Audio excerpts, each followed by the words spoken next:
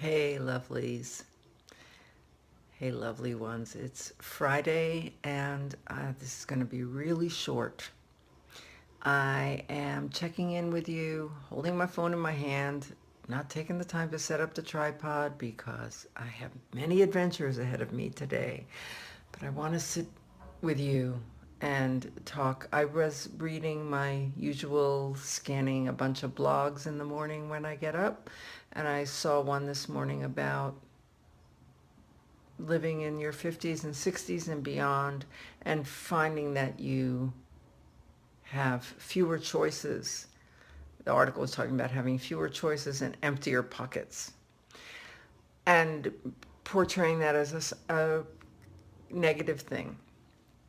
And I sat with it for a while, and I started to realize that actually there is so much power in simplifying choices and making decisions to be really intentional about what you spend in terms of money.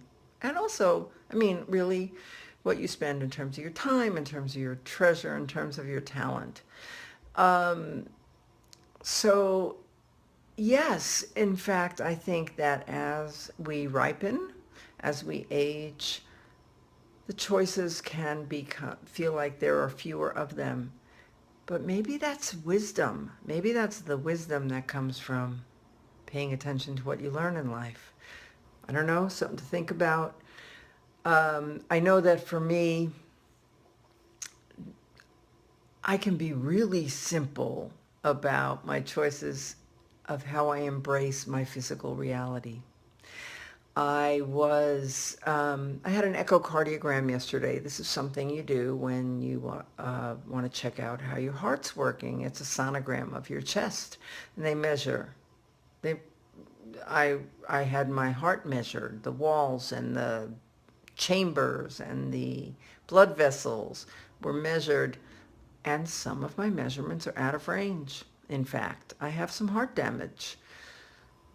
And then I had this lengthy conversation with the cardiologist, and she was talking to me a lot about fearful stuff, potentially fearful stuff. Hello, who are you? I want to say hi, but I don't know who you are. Um, and I wasn't afraid. I actually wasn't afraid. I actually found myself saying, you know, maybe this is the organ that will fail and cause my death at some point. Maybe it's not. Something is going to cause my death at some point. This is interesting information, and let's talk about my choices, or what you see as my choices of how I can dance with this, move through this. When, I keep saying this because I just keep noticing it. When your end is closer, when you can see your end with more clarity than you can see your beginning, choices shift and things become more simple if you let them. Same thing with my relationship with chronic pain. The same thing with my relationship with other recurring health stuff that's going on.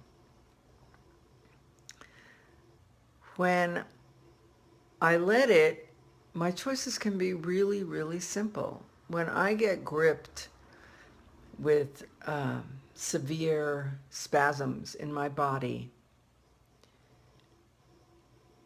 I have done a lot of things in response. I've screamed, I've yelled, I've thrown things, I've complained. Lately, I find that I just stop for a minute and I do maybe one of maybe three things. I'll just sit for a minute and gaze afar, look outside the window, or, just breathe.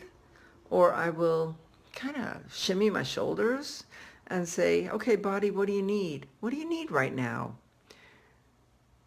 Maybe it's only those two things. Or, oh yeah, or I'll just, take a rest. And something will shift, something will change. The spasm will almost always let go after, they do. I'm not in spasm right now. They let go after a time.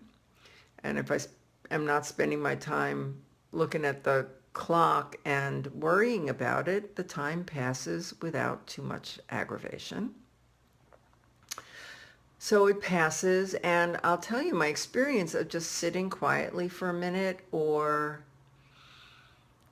engaging in something else. That's also a good option, or just asking my body what it needs and having a kind of friendly conversation with this body that has carried me around for so long, the vehicle of my consciousness, as one of my first spiritual teachers used to describe it. My body is the vehicle of my consciousness, something that's worth keeping in as good shape as you can, even as circumstances change.